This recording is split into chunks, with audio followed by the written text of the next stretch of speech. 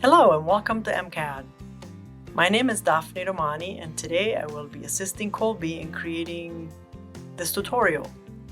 What we'll be looking at today is how to create an as-built model using Revit of an existing sprinkler system. There's a couple of things that you should procure yourself before you actually get started, and those are a Revit model of the existing building and a CAD base, if available, of the existing sprinkler system.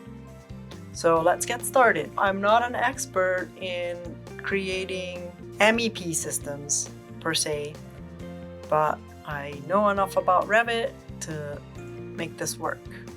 So we'll start with using the template Imperial Systems template. Because the sprinkler system mostly resides in the ceiling, we'll create a ceiling view that we can use to lay this whole system out. So we'll create this as a mechanical system and a sub-discipline of plumbing. And as you can see, the view has been relocated to the right subcategory, and actually we'll maybe make this plumbing here, and we'll turn this on and rename the view. Just for ease of maneuvering in this file, I'll delete all these views that I know I will not need. We will keep the first floor, delete the second floor, because I believe this will only have it's a single story building, and we'll delete, we can keep the elevations for now.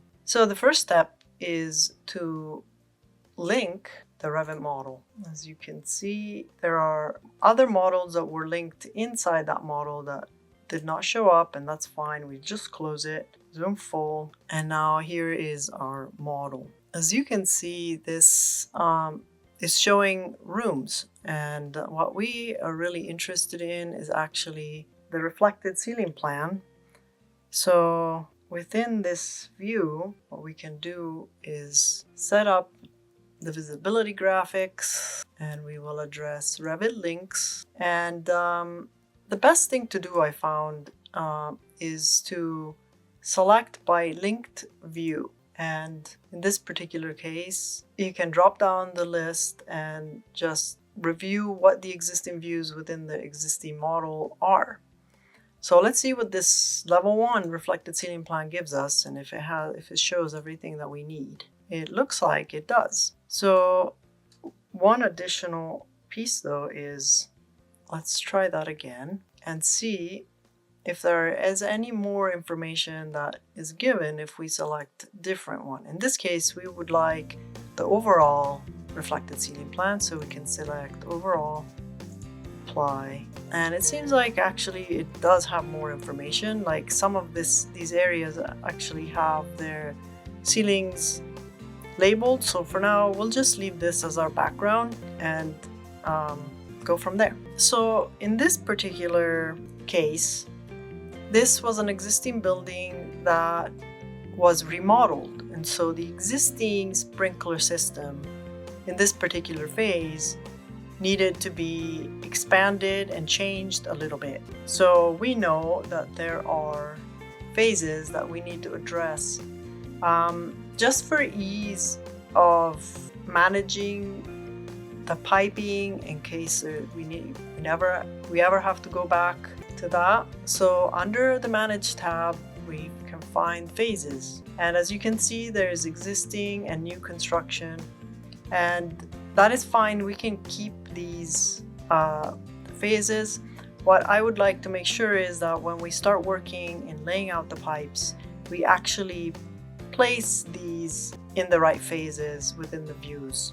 So in this particular case, we can call it existing sprinkler system, and then here we would call it new sprinkler system. So as you can see, this current view at the moment is showing all, and it's in the phase of the new sprinkler system. So we can leave it for now, and then let's proceed with inserting the CAD base that we have. Under insert, again, we can link or insert import, but I find that oftentimes the CAD files will need adjustments, mainly for working purposes and ease of workflow. So I have here the existing CAD file. As you can see, it has a lot of information, and in this particular case, this is the area that we would need to work with. And so there's a lot of information that is not really relevant to us at this stage. So what I normally like to do is do a save as, and in this particular case we have sprinkler system is the file, and I save it as sprinkler system simplified. And what that means is now I'm free to maneuver within this file as I need to. And in this particular case, I deleted everything that wasn't pertaining to my work area, and I just save it. So when you're back in Revit, you can link the CAD and select Sprinkler System Simplified. I like to always put it as black and white, and also make sure that you select this checkbox where it says Current View Only. And this is important because if you have something well established and you insert a CAD file and now it's showing up on every single view that you may have selected or in use in your set, it can be problematic. So make sure you select that so it only shows here. And I also remove this correct lines that are slightly off axis, because oftentimes this can cause problems, and I prefer avoiding the system twisting and modifying the model without my even knowing. So just select open so you cannot see it. So we'll just zoom, and now we see that this is all the way out here. So whenever you import a CAD, it's going to be pinned, and actually the model is not pinned. So let's make sure we pin the model so that that doesn't move. Then what we do is select the CAD, unpin it, and move it. And what I like to do is select a known point, like intersection of two grid lines, select it onto the same two grid lines, and then of course it's not right on it. Now it's on, and we can pin it in place so it will not move. Now you can see this is pretty confusing because there's a lot of stuff here, and this CAD document actually even has the ceiling information, because the Revit model was originally used as a background to create the AutoCAD base. So let's do a little bit of adjusting here. We can, first of all, under the properties, we can make, okay, let's select it. So that's the link, that's AutoCAD.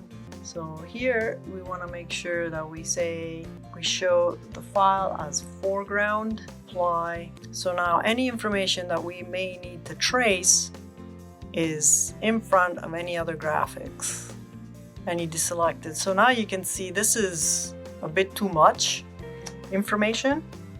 So what I like to do is, again, go to visibility graphics, and what we do is deal with imported categories. And here we can first of all make it halftone if we wanted to, and make it less prominent. But something else we can do, which is more effective, is actually find out from the original AutoCAD file what layer the information we need to work with is residing on, and then turn off or halftone any other information that we may not need. So we can leave this box here for now. We can go to the original AutoCAD file, and we can find out, okay, so this one is under title reference. So what the important information that we need, so these are just alignment lines, reference lines, but the yellow lines here are pipe existing, and then pipe new, no pipe, and then heads. So these layers are definitely what we need to make sure is highlighted. And something else we want might be the dim pipe existing, so that we know what we are supposed to originally stick with. And then these are, oh, this is stacks. So these are the existing original. Okay, so we'll return to AutoCAD, and we know we would like the dim pipe on and dim pipe existing. So these two will want to be on, pipe and pipe existing. And something that's very useful, I find, is to highlight colors and weights, so that we know that this is the new pipe, and we'll put it a little bit thicker. And then pipe existing, we can make it as okay, and we can select everything else here, turn it off. Heads are on, we'll keep that on. Thanks, this one was on. Let's see how we do with this. Apply. So now we can see that we retain the model for all the wall locations, and then we have specific existing lines that are cyan, new pipes that are magenta, and then we have location of heads throughout. So we have all the information that we need, and now we can get started.